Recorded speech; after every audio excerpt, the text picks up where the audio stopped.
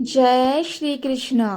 भगवान श्रीकृष्ण म्हणतात की मुलांकडून कधीही या दोन गोष्टींची अपेक्षा करू नये. नमस्कार मित्रांनो, तुमच्या मुलांकडून तुम्ही कधीही अपेक्षा करू नये अशा दोन गोष्टी कोणत्या आहेत? शेवटी मुले म्हातारपणी आई वडिलांचा का विश्वासघात करतात? एकदा नारदजी नारायण नारायण म्हणत भगवान श्रीकृष्णाला भेटण्यासाठी द्वारकेला येतात आणि भगवान श्रीकृष्णाला नमस्कार करतात. भगवान श्रीकृष्ण देवर्षी नारदांना विचारतात, आज अचानक द्वारकेत कसे आलात? मग नारदजी श्रीकृष्णाला म्हणतात, हे भगवान, माझ्या मनात एक विचित्र प्रश्न चालू आहे ज्याचे उत्तर मला सापडत नाही. त्या प्रश्नाचे उत्तर जाणून घेण्यासाठी मी द्वारकेत तुमच्याकडे आलो आहे. देवर्षी नारदांचे शब्द ऐकून भगवान श्रीकृष्ण म्हणाले, देवर्षी, तुझ्या मनात कोणता प्रश्न चालू आहे ते मला सांग. नारदजी म्हणाले, हे प्रभू, मी पृथ्वीवर फिरत असताना मी पाहिले की म्हातारपणी त्यांच्या पालकांची सेवा करण्याऐवजी मुले त्यांना जबरदस्तीने घराबाहेर काढून वृद्धाश्रमात टाकत होती. हे प्रभू, हे सर्व घडण्यामागील कारण काय आहे? कृपया मला सांगा. श्रीकृष्ण म्हणतात, हे देवर्षी, मी तुला एका कथेद्वारे त्याचे उत्तर समजावून सांगेन. जर तू ही कथा पूर्णपणे ऐकलीस तर त्यांची मुले कधीही विश्वासघात करणार नाहीत. भगवान श्रीकृष्ण म्हणतात, हे देवर्षी नारद, प्राचीन काळाची गोष्ट आहे. एका जंगलात मोर आणि मोरणी यांची जोडी त्यांच्या घरट्यात राहत होती. दोघेही पती पत्नी एकमेकांवर खूप प्रेम करत होते. एके दिवशी मयूरची पत्नी गर्भवती होती. मोर आणि मोरणी आता पालक होणार आहेत हे जाणून खूप आनंदी झाला. मोर आपल्या पत्नीची खूप काळजी घेत असे. तो दररोज घरट्यात तिच्यासाठी अन्न आणि पाणी आणत असे. आता हळूहळू वेळ निघून गेला आणि मोराच्या पत्नीच्या प्रसूतीची वेळ जवळ आली. आता मोराची बायको खूप आनंदी झाली. ती तिच्या पती मोराला म्हणते, अहो, आपल्याला बाळ होणार आहे. मी लवकरच माझ्या मुलांना जन्म देईन.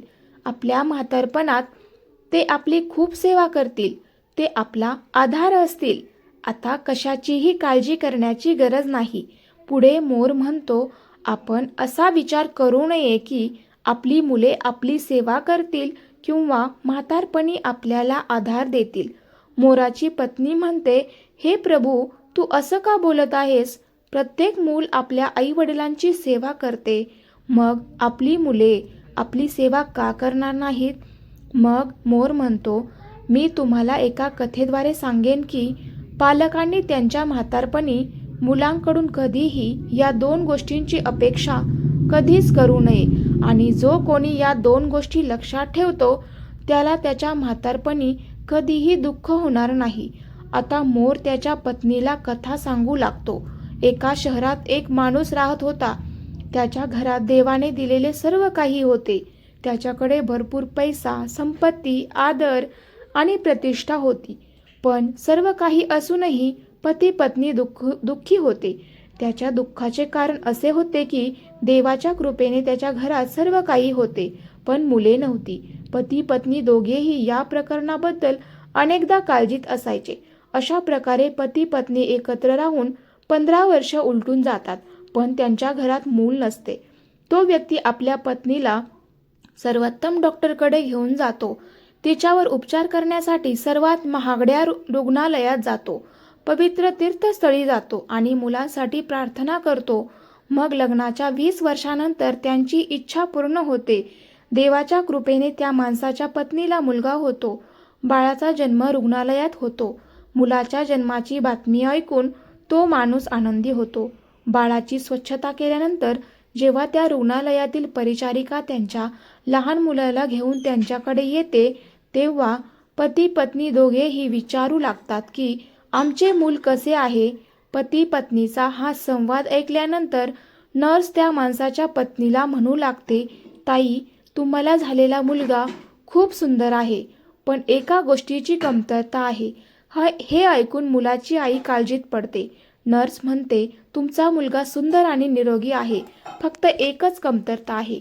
ती म्हणजे की त्याचा एक डोळा नाही. तुमचा मुलगा एका डोळ्याने आंधळा आहे. हीच एक कमतरता आहे. बाकी सर्व काही ठीक आहे.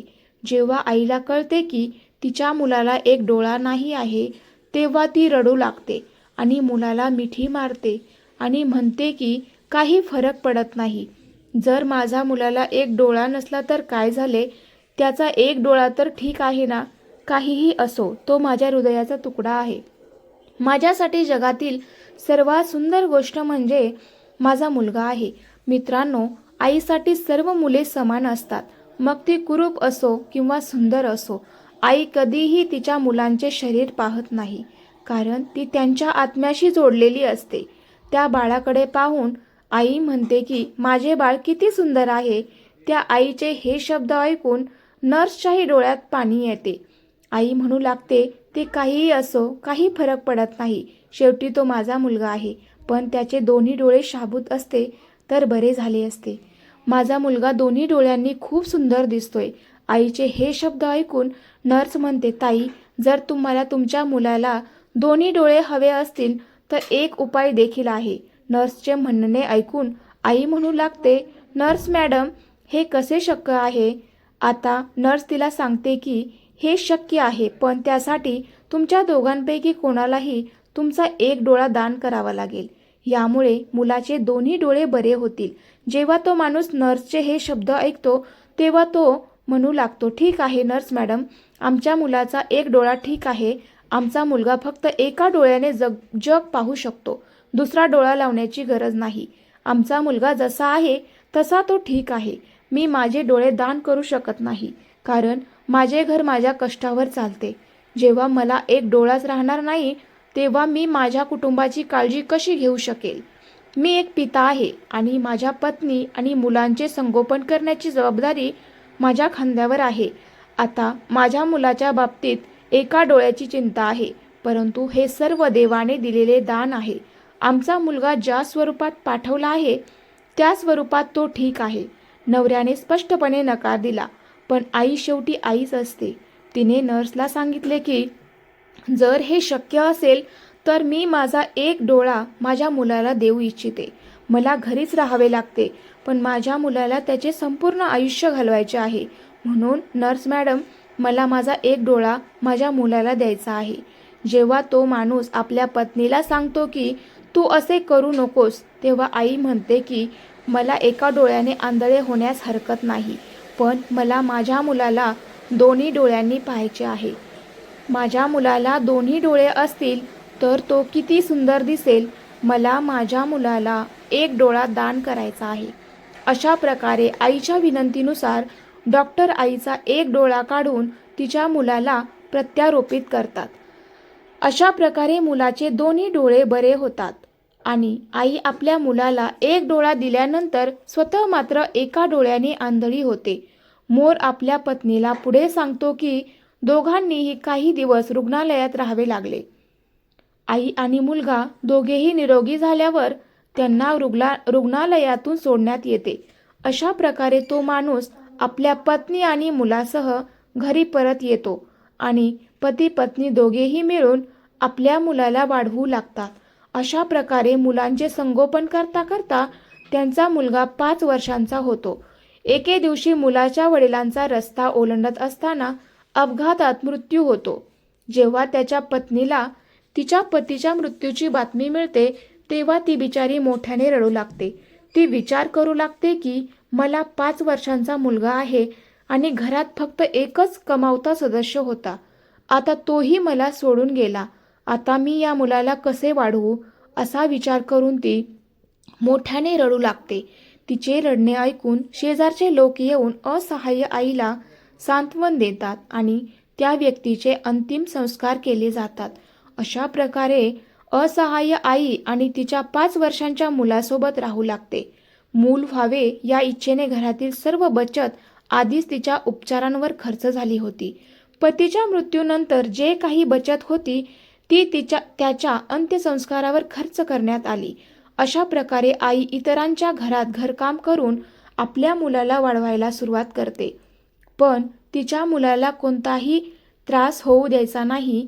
ती दुसऱ्यांच्या घरी मोलकरीण म्हणून काम करून पैसे कमवते आणि तिच्या मुलाला शाळेत दाखल करण्यासाठी घेऊन जाते. आई आपल्या मुलाला ज्या शाळेत प्रवेश देण्यासाठी जाते ती त्या शहरातील एक प्रसिद्ध शाळा होती, जिथे श्रीमंत लोकांची मुले शिकत होती. जेव्हा त्या शाळेतील वरिष्ठ शिक्षक त्याच्या आईला फाटलेल्या आणि जुन्या कपड्यांमध्ये पाहतात तेव्हा त्यांना वाटू लागते की मूल सुंदर आहे, पण कपड्यांवरून आई भिकारी दिसते. या गरीब महिलेकडे या मुलाची पुस्तके खरेदी करण्यासाठी आणि इतके महागडे शुल्क भरण्यासाठी पैसे कुठून येतील. म्हणून तेथील वरिष्ठ शिक्षक तिला सांगतात की ताई, आमच्या शाळेची फी थोडी जास्त आहे. आमच्या शाळेत श्रीमंत लोकांची मुले शिकतात, म्हणून तुम्ही तुमच्या मुलाला सरकारी शाळेत प्रवेश दिला तर बरे होईल. शिक्षकाचे हे शब्द ऐकून आई म्हणू लागते, साहेब, पैशाची काळजी करू नका. तुमची फी कितीही असो, मी वेळेवर पैसे भरेन. तो माझा एकुलता एक मुलगा आहे आणि मला माझ्या मुलाने शिकून एक मोठा डॉक्टर व्हावे असे वाटते, म्हणूनच मी त्याला तुमच्या शाळेत आणले आहे. जेव्हा वरिष्ठ शिक्षकांनी हे शब्द ऐकले तेव्हा ते खूप प्रभावित होतात आणि आईला म्हणतात, ठीक आहे ताई, आम्ही तुमच्या मुलाला या शाळेत प्रवेश देऊ. अशा प्रकारे मुलाला त्या शाळेत प्रवेश मिळतो आणि तो मुलगा अभ्यासासाठी शाळेत जाऊ लागतो. पूर्वी आई 2-4 घरात झाडू आणि पुसण्याचे काम करून उदरनिर्वाह करत होती, पण आता तिच्या मुलाच्या प्रवेशानंतर तिने मुलाच्या शिक्षणासाठी 10 घरात काम करायला सुरुवात केली.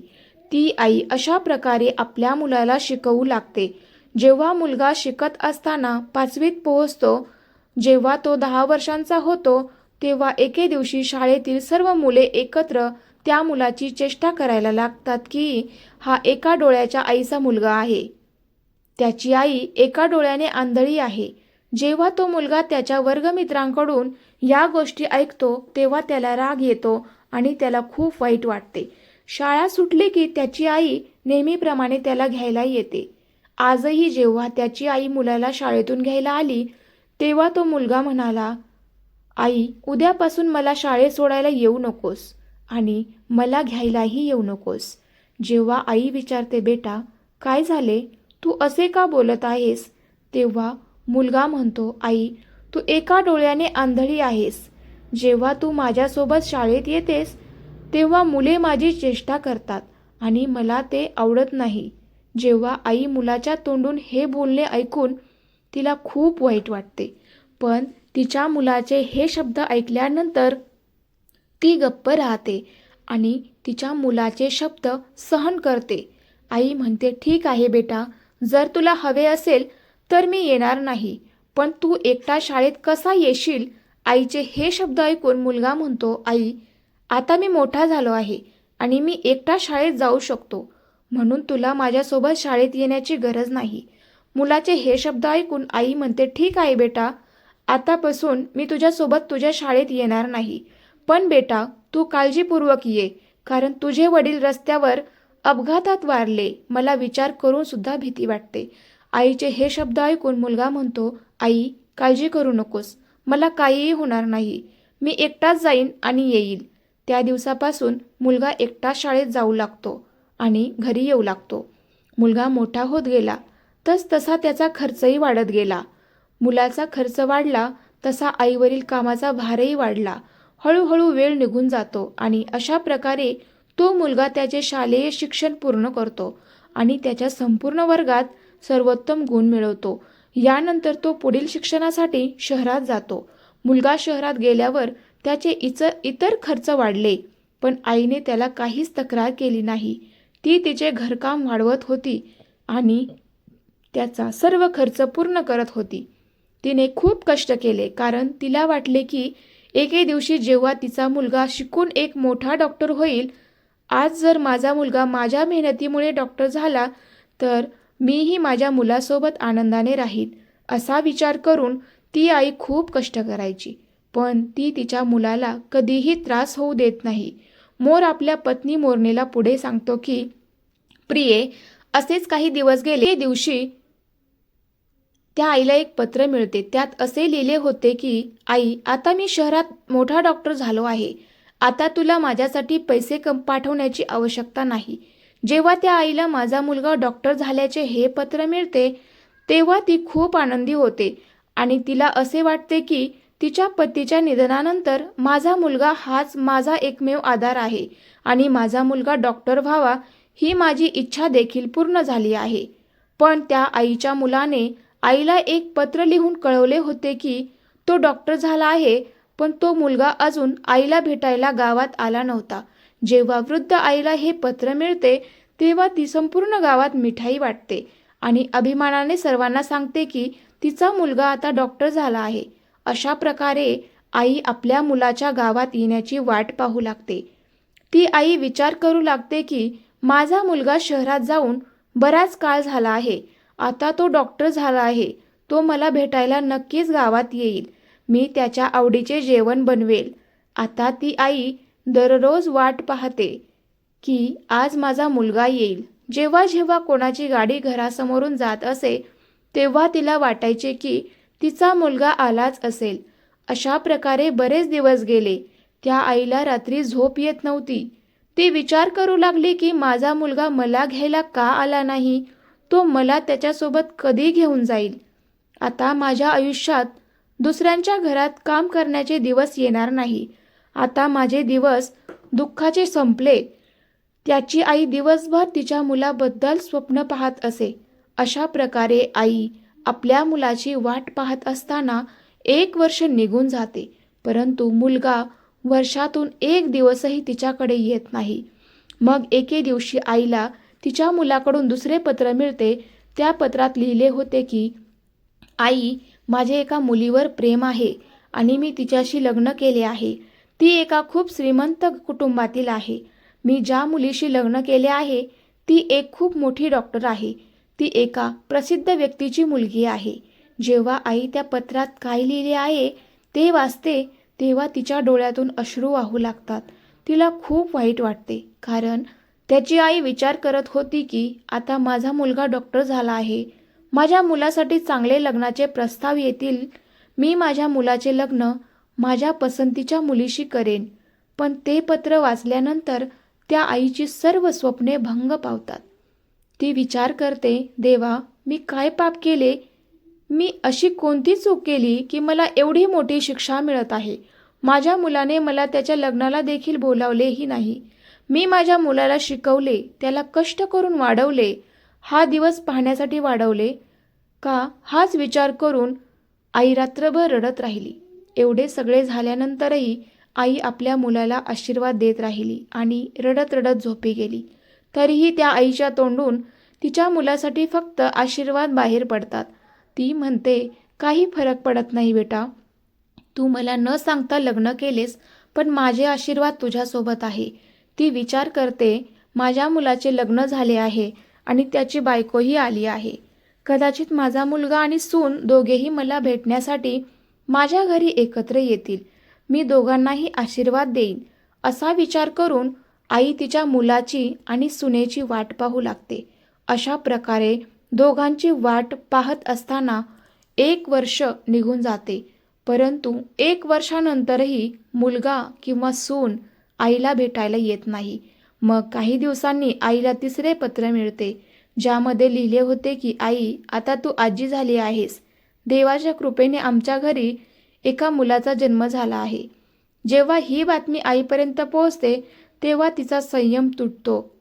तिची सहनशीलता कमी होते. मग ती काही वेळ विचारात हरवून जाते आणि विचार करते, ठीक आहे, काही फरक पडत नाही, खूप चांगली गोष्ट आहे.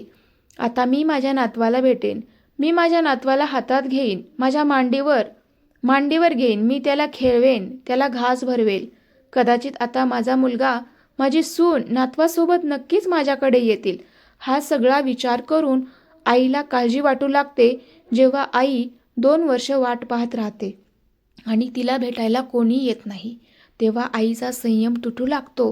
ती अस्वस्थ होते आणि त्या अस्वस्थतेत ती काहीही झाले तरी मी माझ्या नातवाला भेटायला नक्की जाईन हा निर्णय घेतल्यानंतर आई तिच्या मुलाला आणि सुनेला भेटण्यासाठी शहरात जाते. अशा प्रकारे ती आई पत्ता विचारत तिचा मुलगा जिथे राहत होता त्या शहरात पोहोचते. तिथे गेल्यानंतर ती आई एका रिक्षाचालकाला तिच्या मुलाचे पत्र दाखवते आणि म्हणते, बेटा, मला या ठिकाणी जायचे आहे. रिक्षाचालक दिलेल्या पत्त्यावर त्या आईला घेऊन जातो. मोठ्या डॉक्टरच्या बंगल्यावर पोहोचला आणि म्हणाला, आई तू मला दाखवलेल्या पत्त्यावर पोहोचली आहेस.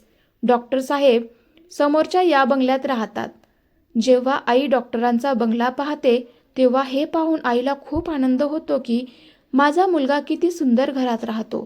ती म्हातारी आईने तिच्या नातवासाठी खेळणी, सुनेसाठी साडी आणि बॅगेत काही मिठाई आणली होती. जेव्हा ती बॅगेसह बंगल्यात जाऊ लागते पण गेटजवळ उभ्या असलेल्या शिपायाचे तिच्याकडे लक्ष जाते.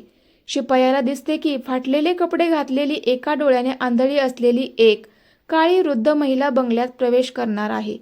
जेव्हा शिपाई त्या बाईला पाहतो तेव्हा तो म्हणतो, तुला कोणाला भेटायचे आहे? तू अशा प्रकारे आत कुठे जात आहेस? जेव्हा आई शिपायाचे शब्द ऐकते तेव्हा ती लगेच थांबते आणि शिपायाला म्हणते, माझा मुलगा इथे राहतो. मी माझ्या मुलाला भेटायला आले आहे. माझा मुलगा इथे राहतो. शिपाई आईला खडसावतो आणि म्हणतो, म्हातारी बाई तू कधी तुझा चेहरा पाहिला आहेस का? तुला माहिती आहे का हा बंगला कोणाचा आहे? हा एका मोठ्या डॉक्टर साहेबांचा बंगला आहे.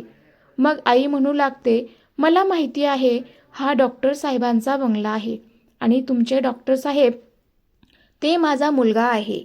यावर तो शिपाई हसायला लागतो आणि म्हणतो, अरे म्हातारी तू गावातील एक बाई आहेस. तुझे कपडे आणि तुझा चेहरा बघ. डॉक्टर साहेब तुझा मुलगा कसा असू शकतो?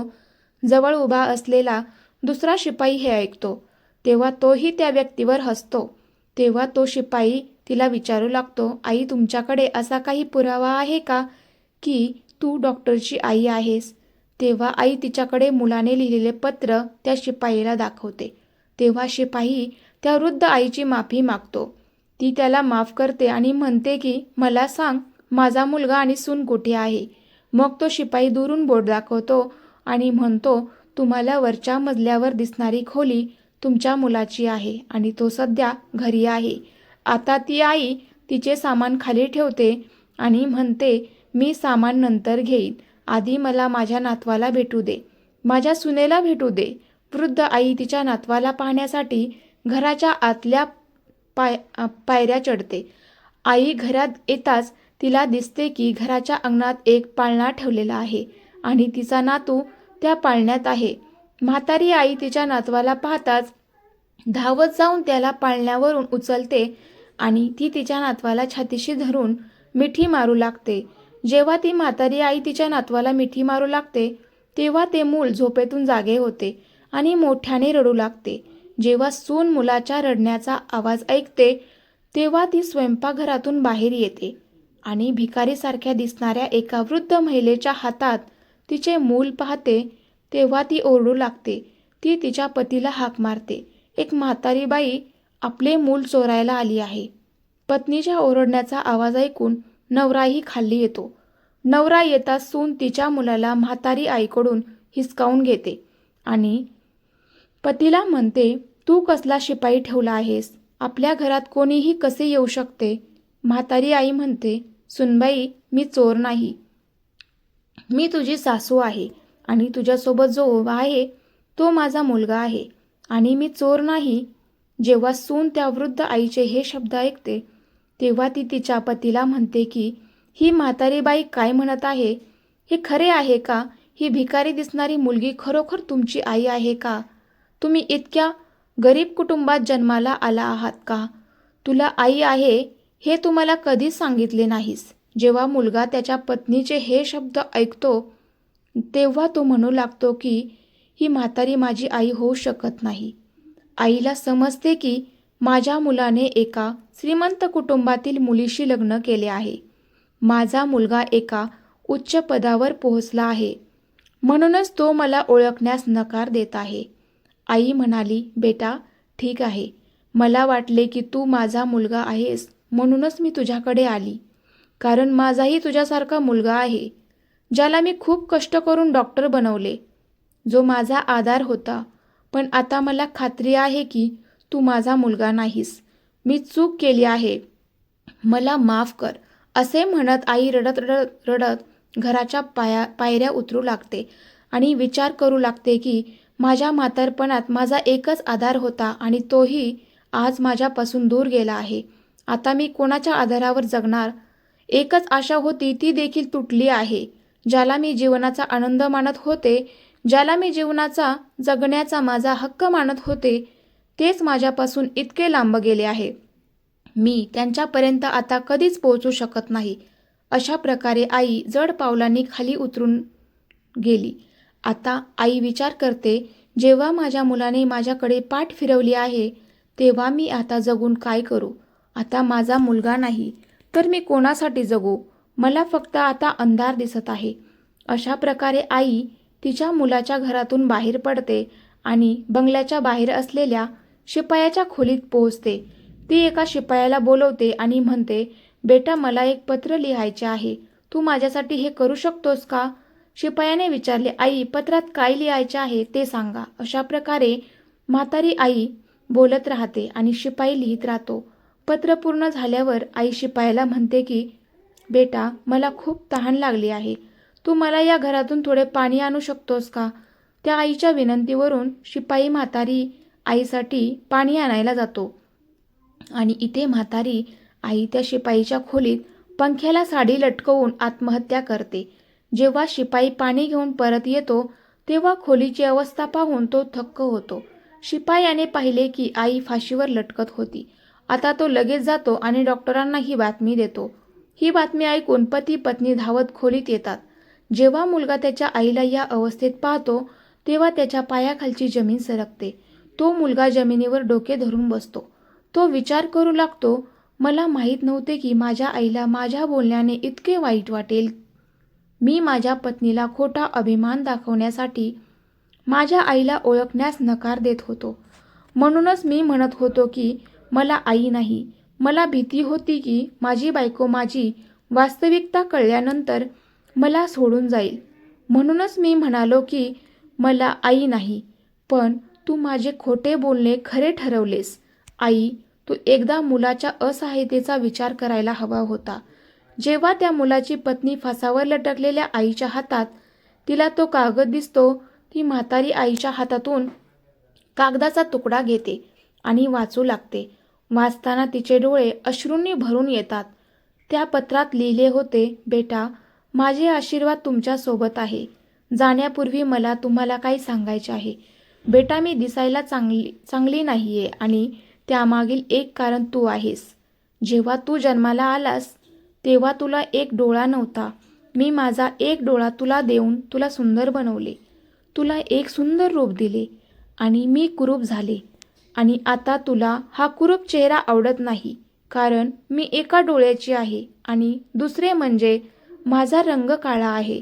आज तू ज्या स्थितीत आहेस तिथे आणण्यासाठी मी दिवसरात्र मेहनत केली आहे. लोकांची घरकामे करून, दिवसरात्र मेहनत करून तुला कशाचीच कमी पडू दिली नाही. तुला शिक्षण देण्यासाठी आणि तुझा खर्च भागवण्यासाठी मी कधीच स्वतःकडे लक्ष दिले नाही. मला त्याबद्दलही पश्चाताप नाही. तू सुंदर आहेस, मला त्याचा आनंद आहे. मला तुला भेटायचे होते, माझ्या नातवाला भेटायचे होते, माझ्या सुनेला भेटायचे होते. म्हणूनच मी शहरात आले, कारण तू कधीच गावात येऊन माझी तब्येत विचारली नाहीस. पण जेव्हा मी स्वतः तुला भेटायला आले तेव्हा तू मला ओळखण्यास नकार दिलास. म्हणूनच मला असे वाटले की आता या जगात माझे कोणीच नाही. आता माझ्या जगण्याचा उद्देश संपला आहे. जेव्हा कोणीच नसेल तेव्हा माझ्या जगण्याचा काय उपयोग बेटा? जाण्यापूर्वी मी देवाला प्रार्थना करते की तू नेहमी आनंदी राहा, तुझी मुले आनंदी राहोत. जेव्हा त्या मुलाची बायको हे पत्र वाचते आणि तिच्या पतीला सांगते, तेव्हा त्या मुलाचे डोके शरमेने खाली झुकते. तो स्वतःचा तिरस्कार करू लागतो की ज्या आईने माझे जीवन घडवण्यासाठी सर्वस्व अर्पण केले, तीच आई आज माझ्या दारात मला भेटायला आली तेव्हा मी तिला एक ग्लास पाणीही दिले नाही. अशा प्रकारे पती पत्नी दोघेही त्यांच्या चुकीबद्दल मृत आईची माफी मागतात. पण आता काय करता येईल? ती आई त्याची माफी ऐकायला तिथे नव्हती. ती त्यांच्यापासून खूप दूर गेली होती, जिथून कोणीही परत येत नाही. आता डॉक्टर साहेबांच्या आयुष्यात फक्त पश्चाताप उरला होता. मित्रांनो, हे किती सुंदर जग आहे. काही लोकांच्या आयुष्यात आई नसते, म्हणून ते आयुष्यभर आईची आस धरतात. आणि जर एखाद्याच्या आयुष्यात आई असेल तर त्या आईची मुले तिचा आदर करत नाहीत. मूल हे पालकांचा आधार आणि म्हातारपणात आधार असते. पालक आपल्या मुलांचे भविष्य घडवण्यासाठी आणि त्यांना यशस्वी करण्यासाठी आपले संपूर्ण आयुष्य समर्पित करतात आणि जेव्हा तीच मुले संपत्ती आणि पदाच्या नशेत त्यांच्या पालकांचा अपमान करतात तेव्हा त्यांना खूप वाईट वाटते. मोर पुढे म्हणतो की अरे प्रिये, मुलाला जन्म देताना स्त्री तिचे सौंदर्य गमावते, पण जेव्हा एखादा मुलगा मोठा होतो आणि लग्न करतो तेव्हा तो पत्नीच्या सौंदर्यात त्याचे पालक विसरतो. जर एखादी व्यक्ती आपल्या आईवडिलांना विसरते कारण त्याला वाटते की त्यांच्या म्हातारपणाला पाहून तुमच्या मित्रांमध्ये तुमचा आदर कमी होईल, तर ही त्यांची सर्वात मोठी चूक आहे. एकदा तुम्ही वयाच्या त्या टप्प्यावर पोहोचलात की तुम्ही आणि तुमचे मित्रही त्याच परिस्थितीत असाल. तर मित्रांनो, ही कथा तुम्हाला आवडल्यास शेअर करा आणि सबस्क्राईब करा. धन्यवाद. श्री स्वामी समर्थ. जय जय स्वामी समर्थ. श्री स्वामी समर्थ. जय जय